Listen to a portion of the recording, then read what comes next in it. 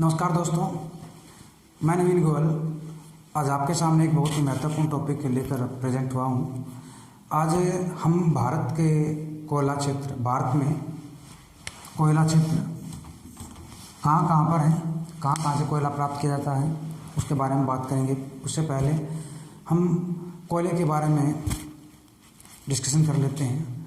कोयला एक जीवाश्म ईंधन है। इसको जीवाश्म ईंधन क्यों कहा जाता है? देखिए, यह एक ठोस कार्बनिक पदार्थ है।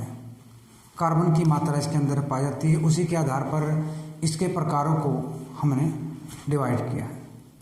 ये लगभग 300 मिलियन वर्ष पूर्व बहुत सारे वृक्षों का जो कि निचले स्थानों पर थे, उनका मृदा के नीचे दब जाने के कारण, जिससे परत दर परत वृक्षों के ऊपर चढ़ती गई और इस प्रकार से वो अत्यधिक दबाव के कारण संपीड़ित हुए और रासायनिक अभिक्रियाओं के कारण वो धीरे धीरे कोयले में परिवर्तित हो गए। इसी कारण इन्हें जीवाश्म ईंधन कहा जाता है। देखिए, जो हम आज ऊर्जा का प्रयोग कर रहे हैं, बिजली का प्रयोग कर रहे हैं, तो विद्युत उत्पादन में भारत में इसका अहम योगदान है। कोयले के 4 प्रकार हैं। आइए इसको देखते हैं। सबसे पहला जो कोयला है वो है एंथ्रासाइट कोयला। एंथ्रासाइट कोयला जो कि सबसे उच्च क्वालिटी का कोयला होता है। एंथ्रासाइट कोयले में 94 से आपकी 98% तक कार्बन की मात्रा निहित होती है। जो नाममात्र राख की बहुत कम राख मिलती है, बहुत कम धुआं से निकलता है, जिस कारण से उत्तम क्वालिटी का इसको माना जाता है एंथ्रासाइट कोयला। इसके बाद बात करते हैं हम सेकंड नंबर पर बिटुमिनस कोयला। इसके अंदर 78 से 86% तक कार्बन की मात्रा पाई जाती है। ये दोनों जो टाइप हैं, ये उच्च क्वालिटी के कोयले के टाइप हैं। इसके बाद जो नीचे हम बात करेंगे लिग्नाइट कोयला है, पीट कोयला। लिग्नाइट में 28 से 30% कोई कार्बन की मात्रा है और पीट में 27% से भी कम यहाँ पे कार्बन की मात्रा पाई जाती है। इनमें बहुत ज़्यादा धुआं, जलाने पर बहुत ज़्यादा धुआं यहाँ से निकलता है और राख भी बहुत ज़्यादा बचती है। देखिए, जो एक कोयला है वो हमें 2 युगों में प्राप्त हुआ है। एक तो गोंडवाना युग की चट्टानों से, और दूसरा है टर्सरी अर्थात तृतीय कल्प से। ठीक है, जो गोंडवाना युग से जो हमें लोहा प्राप्त हो कोयला प्राप्त हुआ है, वो 20 करोड़ साल पहले, जो 20 करोड़ साल पहले इस कोयले का निक्षेप हुआ यहाँ पर। 99% यहाँ से कोयले का 99% जो कोयला है यहाँ से उत्पादन किया जा रहा है।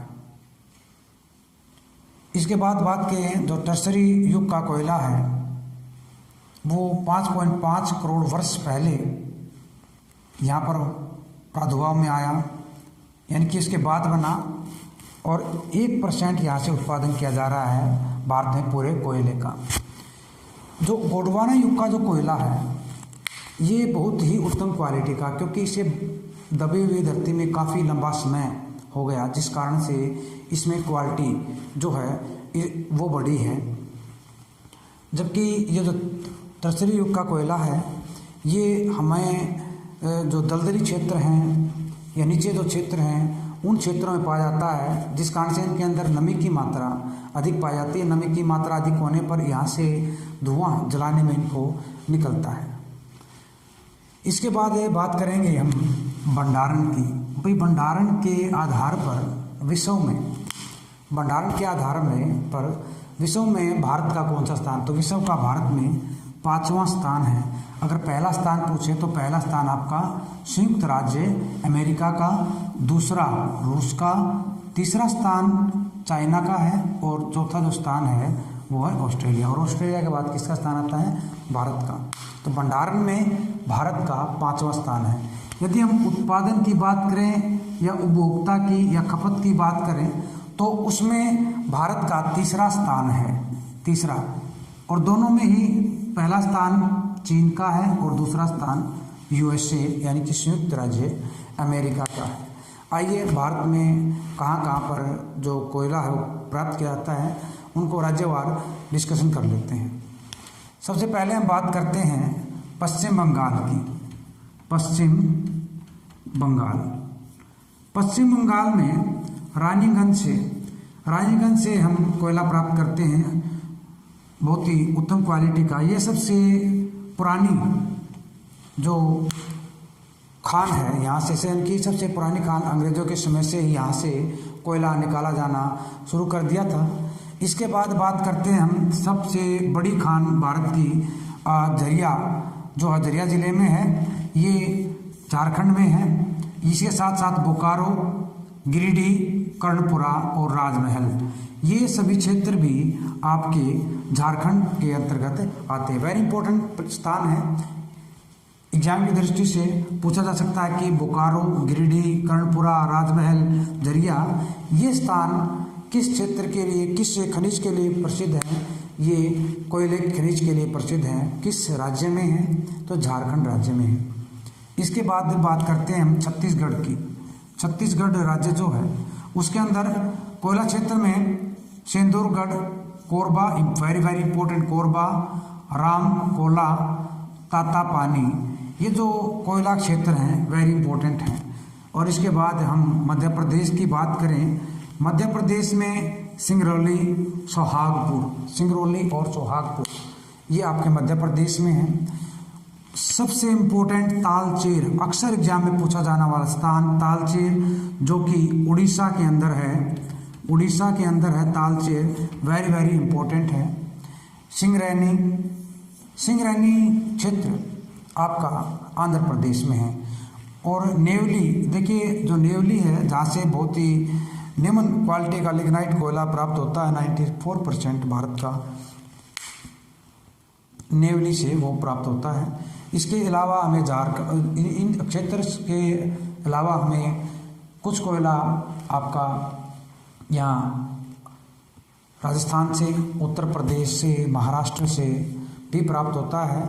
और अगर हम बात करें तृतीय क्लब का है, जिसे हम 1% कोयला प्राप्त करते हैं, वो आपका पूर्वोत्तर जो राज्य हैं, पूर्वोत्तर राज्यों से हमें वो प्राप्त होता है।